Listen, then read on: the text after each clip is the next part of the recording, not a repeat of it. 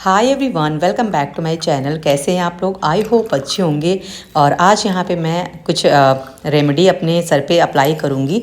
और यहाँ पे मैं मेहंदी के साथ ही जैसे कि एलोवेरा हो गया, नीम हो गया, इन सबको ना, और साथ में आंवला हो गया, इन सबको एक साथ ग्राइंड कर लिया था। फिर इसके बाद में इसका जूस निकाल के ना मेहंदी के साथ इसका पेस्ट बना के मैंने अपने सर पर अप्लाई किया था। बेटी को भी मैंने ये जूस है ना, ये मैंने सर पर लगाया था क्योंकि डैंड्रफ हो रखी है। सो इससे ना काफ़ी फ़ायदा मिला है। मैंने 2-3 बार अप्लाई किया है, बहुत ज़्यादा मुझे फ़ायदा मिला है। तो फ्रेंड्स, अभी आए हुए हैं छत में और अभी मैंने नहाया था, बाल वाल सब सुखाने थे, सो इसलिए आ गई थी छत पे। और अब यहाँ पे अच्छे से मेरे बाल भी सूख गए हैं। सो अभी जाऊँगी नीचे थोड़ी देर में। और कपड़े भी यहाँ पे फैलाए थे, ये धुले हुए थे कपड़े, सो इनको अभी उठाऊँगी, सूख जाएंगे, अभी थोड़ी देर में सूख जाएंगे। 5-10 मिनट और रहूँगी, फिर इसके बाद में नीचे जाऊँगी। देन इसके बाद में अपनी पढ़ाई करूँगी। और इस वीडियो में अभी पढ़ाई से रिलेटेड कुछ चीज़ें हैं जो मुझे आपको बतानी हैं। सो चलो मैं नीचे जाऊँगी अभी थोड़ी देर में, फिर पढ़ाई कंटिन्यू करती हूँ और ब्लॉग में बने रहिएगा। कुछ चीज़ें हैं वो बतानी है आपको। सो चलो। अभी आ गई हूँ छत से। अभी मैं पढ़ाई करूँगी और आज ना मैं कंप्यूटर पढ़ूँगी और कंप्यूटर में देखती हूँ कितने टॉपिक कवर हो सकते हैं। और साथ में ना मैं कंप्यूटर का वो भी लगाऊंगी, मॉक टेस्ट भी लगाऊंगी। और इसका मॉक टेस्ट लगाने के बाद में फिर मैं उसका एनालिसिस करूँगी, देखूँगी कितने क्वेश्चन अटैम्प्ट हो पा रहे हैं और कितने नहीं हो पा रहे हैं। जो टॉपिक के क्वेश्चन नहीं अटैम्प्ट हो पा रहे हैं उनको मैं उसका एनालिसिस करूँगी और साथ में ये देखूँगी कि कितनी चीज़ें मेरे से हो पा रही हैं, कितनी चीज़ें नहीं हो पा रही हैं। और इसके बाद में जो चीज़ें रह गई ना, तो उनको फिर से मैं वो करूँगी। एनालिसिस करने के बाद में फिर देखूँगी क्या चीज़ें मेरे से छूट रही हैं।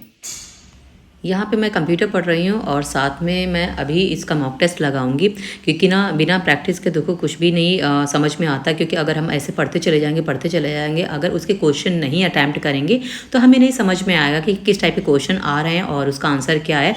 और कंप्यूटर सब्जेक्ट भी काफ़ी ईजी सब्जेक्ट होता है। सो इसको ना आप बहुत अच्छे से तैयार कर सकते हो। अगर एक बार भी आपने थ्योरी पढ़ ली है ना, तो उसका प्रैक्टिस करने में आपको ना चीज़ें समझ में आएंगी और साथ में क्वेश्चन जो है वो उसका भी पैटर्न समझ में आएगा कि क्वेश्चन किस तरह से पूछे जा रहे हैं। अगर आप भी मेरी तरह कॉम्पिटिटिव एग्जाम की तैयारी करते हैं और मॉक टेस्ट देना चाहते हैं तो टेक्स्ट बुक अपना टाइम टू टाइम ऑफर भी निकालते रहते हैं, जो कि आपको डिस्काउंट में काफ़ी अच्छा सेल ऑफर मिल जाता है। अभी इस समय इनका विंटर स्पेशल सेल चल रहा है, जो कि 29 नवंबर से लेके 30 नवंबर तक होने वाला है। सेल जो है वो आज से स्टार्ट हो गई है और इसमें आपको पता है कि जब सेल स्टार्ट होती है तो प्राइस जो होता है वो डाउन हो जाता है। किसी भी आप ईयरली टेक्स्ट बुक अगर पास लेना चाहते हैं तो आपको अभी इस समय 351 में कोई भी टेक्स्ट बुक पास मिल जाएगा। और अगर आप yearly text book pass pro max लेना चाहते हैं तो वो आपको 439 में मिल जाएगा। और हाँ, अगर आप मेरा कूपन कोड अप्लाई करते हैं रीस्टार्ट RESTART, आपको 12% का भी डिस्काउंट उसी में इंक्लूडेड होके मिल जाएगा। लिंक मैंने डिस्क्रिप्शन में दे दिया है, वहाँ से आप डायरेक्टली चेकआउट कर सकते हैं और इसको परचेज कर सकते हैं।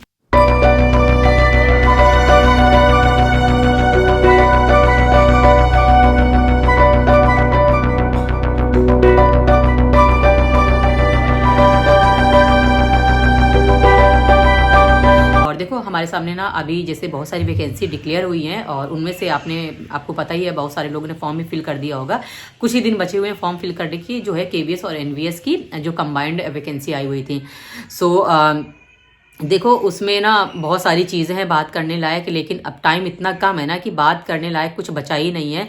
जैसे ही इन्होंने वैकेंसी डिक्लेयर की वैसे ही इन्होंने एग्ज़ाम की डेट भी डिक्लेयर कर दी और कोई पेपर का कोई भी सिलेबस है नहीं, बस वही जनरल जो सब्जेक्ट्स उन्होंने दे दिए, मेंशन कर दिए, उसी के अंदर बहुत सारी चीज़ें हैं। पता नहीं कितना आएगा कितना नहीं आएगा, ये भी चीज़ें डिफाइंड नहीं है। लेकिन हमारा उसमें ना अब जो काम आने वाला है वो हमारा बेसिक काम आने वाला है, कि मतलब कि अभी तक हमने जो भी हमने पढ़ा हुआ है वो सारा बेसिक ही काम आएगा।